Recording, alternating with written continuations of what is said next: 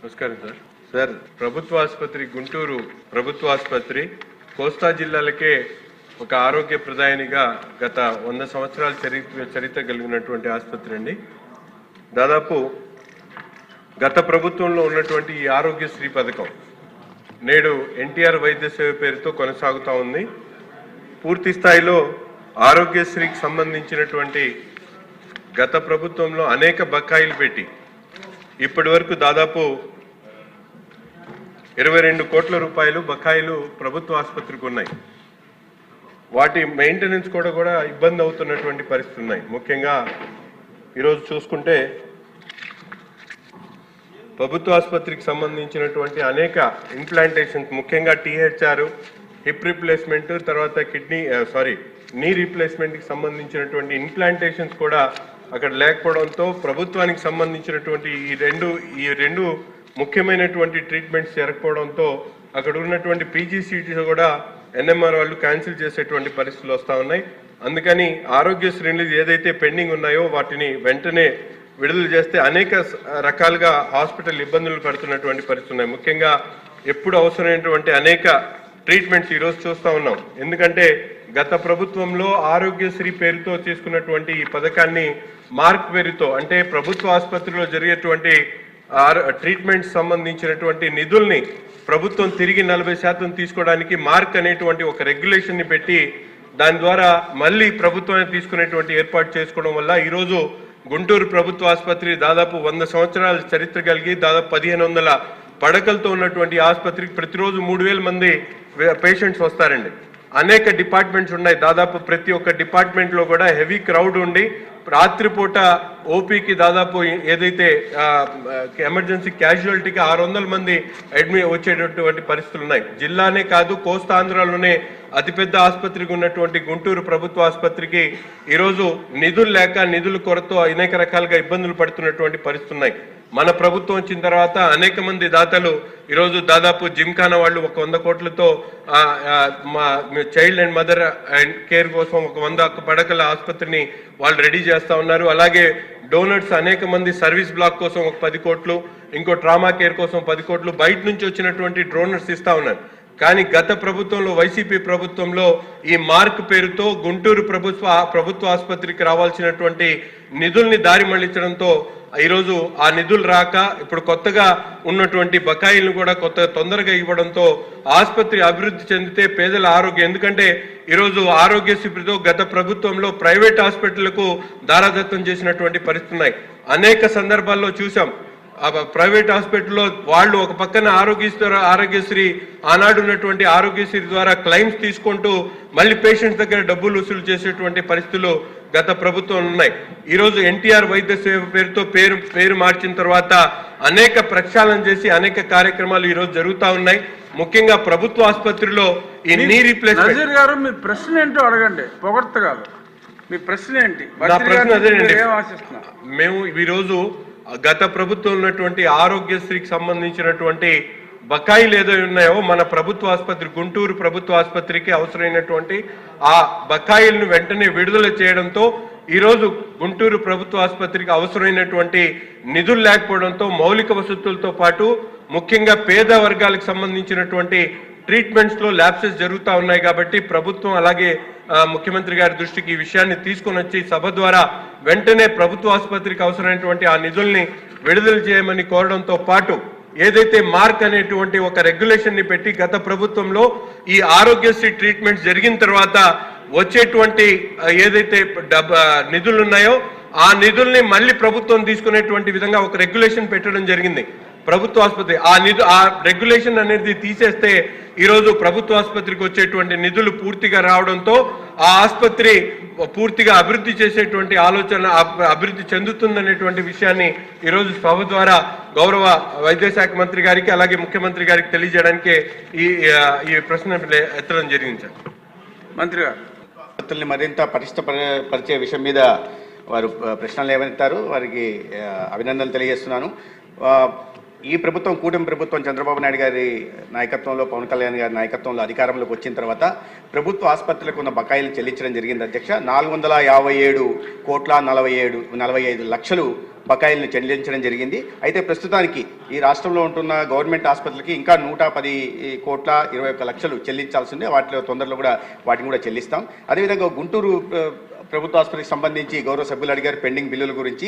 Pending బిల్లులు బకాయిలుగా ఉంటున్న 20,24,00,000 చెల్లించడం జరిగింది. ఇప్పుడు బకాయిలు ఉన్నది 4,09,00,000 బకాయిలు ఉన్నాయి. వాటిని కూడా తొందరలోనే చెల్లిస్తాం. అధ్యక్ష, ఈ చిన్న విషయానికి సంబంధించిన నేను ఒక చిన్న క్లారిఫికేషన్ ఇవ్వాలి. ఎందుకంటే రాష్ట్రంలో ఆరోగ్యశ్రీ సేవలు నిలిచిపోయాయని చెప్పి పూర్తిగా ఈ రకంగా నిలిచిపోయిన ఆరోగ్యశ్రీ సేవలు, అదేవిధంగా ఆరోగ్యశ్రీ రద్దు చేసి ప్రజలకు మరణ శాసనం రాసిన చంద్రబాబు అని కొన్ని పత్రికల్లో కొన్ని ఛానళ్లలో బురద జల్లే ప్రయత్నం చేస్తున్నారు. అధ్యక్ష, ఆరోగ్యశ్రీ అనేది నిలిచిపోలేదు. అధ్యక్ష, కూటమి ప్రభుత్వం అధికారంలోకి వచ్చిన తర్వాత పేరు మాత్రమే మారింది. దానికి ఎన్టీఆర్ వైద్య సేవ కూడా పేరు మార్చడం జరిగింది. అయితే దీంట్లో సేవల్లో ఎక్కడ కూడా అంతరాయం కలగలేదు. గౌరవ సభ్యులకు దృష్టి కూడా నేను తీసుకురాదలుచుకున్నాను. ఎందుకంటే ఉదాహరణ ఇస్తాను అధ్యక్ష. ఈ బెనిఫిషరీస్ 2023-24 అంటే గత ప్రభుత్వం అధికారంలో ఉన్న చివరి ఆర్థిక సంవత్సరంలో 12,53,065 మంది దీని ద్వారా లబ్ధి పొందితే, అదే ఎన్టీఆర్ వైద్య సేవ ద్వారా కూటమి ప్రభుత్వం అధికారంలోకి వచ్చిన తర్వాత గత ఆర్థిక సంవత్సరం 24-25లో అది కాస్త 13,42,673 పెరిగింది అధ్యక్ష. అంటే 90,000 మంది అదనంగా లబ్ధి పొందారు. రెండో విషయం ప్రీ ఆథరైజేషన్లు ఇచ్చిన మొత్తం 2023-24 ఆర్థిక సంవత్సరంలో 3,758 కోట్లు అయితే, అదే మా ప్రభుత్వం వచ్చిన తర్వాత అధికారంలోకి వచ్చిన తర్వాత అది కాస్త 4,079 కోట్లకు పెరిగింది. అంటే దాదాపు దీంట్లో కూడా 260 కోట్లు పెరిగింది అధ్యక్ష. కాబట్టి ఆరోగ్య సేవలు నిలుస్తున్నాయి అని చేస్తున్న అసత్య ప్రచారంలో ఏమాత్రం నిజం లేదు. రెండో విషయం, ఎందుకు పెరిగింది ప్రీ ఆథరైజేషన్ అడ్మిషన్ బెనిఫిషరీస్ ఏమో 6.88% పెరిగారు అధ్యక్ష. ప్రీ ఆథరైజేషన్స్ అంటే చెల్లించిన మొత్తం 7.88% పెరిగింది. దీంట్లో పెరగడానికి కారణం ఏంటంటే అధ్యక్ష, ఒక రోబస్ట్ మెకానిజం పెట్టడం, ఎన్ఫోర్స్మెంట్ చేయడం ద్వారా పెరిగింది అధ్యక్ష. ఉదాహరణకు చెప్తాను అధ్యక్ష, ఆసుపత్రులు మెకానిజం డెవలప్ చేశాం. దాంట్లో ఎక్కడన్నా తప్పులు చేస్తుంటే గతంలో అనేక రకాల తప్పులు జరిగేది. నామమాత్రం పెనాల్టీలు వేసేవాళ్ళు, వసూళ్లు కూడా నామమాత్రంగా చేసేవాళ్ళు అధ్యక్ష. ఉదాహరణకి 23-24 ఆర్థిక సంవత్సరంలో 88 హాస్పిటళ్ల మీద ఈ పెనాల్టీలు వేస్తే 7,68,00,000 పెనాల్టీలు వేస్తే దాంట్లో కేవలం 3,74,00,000 అంటే 45% మాత్రమే వసూలు చేశారు. వేసిన మొత్తమే 7,65,00,000 అధ్యక్ష.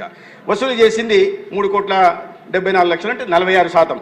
అదే ఈ ప్రభుత్వం అధికారంలోకి వచ్చిన తర్వాత గత ఆర్థిక సంవత్సరంలో 24-25లో 22,74,00,000 దాదాపు 22,75,00,000 పెనాల్టీల రూపంలో వేస్తే అధ్యక్ష, అది కాస్త 19,30,00,000 వసూలు చేయడం జరిగింది. అంటే 85% పైగా వసూలు చేయడం జరిగింది అధ్యక్ష. దాని కారణంగానే ఇవాళ నెట్వర్క్ హాస్పిటల్స్ ఏమున్నాయో గతంలో అన్యాయాలకి అరాచకాలు పాల్పడుతూ తప్పుడు అడ్మిషన్స్ ఇస్తూ తప్పుడు ప్రీ ఆథరైజేషన్స్ ఇస్తున్న ఆసుపత్రులు ఇవాళ తమ పరిధిలో ఉంటున్నాయి. దాని కారణంగా సేవలు కూడా పెరిగాయి. రాబోయే రోజుల్లో 25 లక్షల దాకా కూడా ఈ ఎన్టీఆర్ వైద్య సేవ ద్వారా సేవలు అందించాలనే ప్రతిపాదన కూడా కేబినెట్లో ఇటీవలే ఆమోదం పొందింది. తద్వారా ఈ రాష్ట్రంలో 1,43,00,000 మంది పేదలకి 25 లక్షల దాకా వైద్య సహాయం, అదేవిధంగా 20 లక్షల కుటుంబాలకి, మధ్యతరగతి కుటుంబాలకు కూడా 2.5 లక్షల దాకా కూడా వైద్య సాయం అందించే ప్రయత్నం పూర్తిగా ప్రభుత్వమే ఉచితంగా చేస్తుంది అధ్యక్ష. ధన్యవాదాలు. ముందుగా ఈ ఎన్టీఆర్ వైద్య సేవ అనేటువంటి విషయాన్ని ఆసుపత్రిలో చాలా చోట్ల ఇంకా ఆరోగ్యశ్రీ పేరుతో కొనసాగుతాం. ఎందుకంటే గతంలో అందాల్సినటువంటి పూర్తి స్థాయిలో వైద్యులు అక్కడ ఉన్నటువంటి హాస్పిటల్స్ ద్వారా అందలేదు. ఈరోజు పూర్తి స్థాయిలో మంత్రి గారు చెప్పినటువంటి విధంగా లబ్ధిదారులకు పూర్తి స్థాయిలో అందుబాటులో ఉండి ఎన్టీఆర్ వైద్య సేవలు అందుతా ఉన్నాయి. ప్రైవేట్ హాస్పిటల్తో పాటు ప్రభుత్వ ఆసుపత్రుల్లో కూడా ఈరోజు చాలా వరకు పనిచేస్తున్నటువంటి పరిస్థితి ఉన్నప్పుడు కూడా ఇటువంటి ఏదైతే బకాయిలు ఉన్నాయో కొన్ని ప్రభుత్వ, ముఖ్యంగా గుంటూరు ప్రభుత్వ ఆసుపత్రి ఈరోజు దాదాపు 1,900-1,500 బెడ్స్తో పాటు 3,000 మంది ప్రతిరోజు కూడా హాస్పిటల్కి వస్తూ ఉన్నారు. ప్రతి సందర్భంలో కూడా అక్కడ షార్టేజ్ ఉన్నాయి. కాబట్టి అటువంటి హాస్పిటల్స్కి అవసరమైనటువంటి గతంలో అనేక పర్యాయాలు మన ప్రభుత్వం ఉన్నప్పుడు 2014-19 మధ్యలో అనేక సందర్భాల్లో గౌరవ ముఖ్యమంత్రి గారు ఆనాడు చంద్రబాబు నాయుడు గారు ఒక 20 కోట్ల రూపాయల ఆసుపత్రికి ఇవ్వడం జరిగింది. అటువంటి ఆసుపత్రికి ప్రత్యేకమైనటువంటి శ్రద్ధ తీసుకొని ఎన్టీఆర్ వైద్య సేవ ద్వారా అందేటువంటి బెనిఫిట్స్ ఏదైతే ఉన్నాయో వాటిని పూర్తిగా అంటే ఇందాక మంత్రి గారికి దీని మీద మార్క్ అనేటువంటి ఒక రెగ్యులేషన్ ఏదైతే ఉందో గత ప్రభుత్వంలో వైసీపీ ప్రభుత్వంలో ఈ పెట్టడం జరిగింది. అంటే ఆరోగ్యశ్రీ ట్రీట్మెంట్లో జరిగినటువంటి నిధుల్ని 40% తిరిగి ప్రభుత్వం తీసుకునేటువంటి ఒక రెగ్యులేషన్ ని పెట్టడం జరిగింది.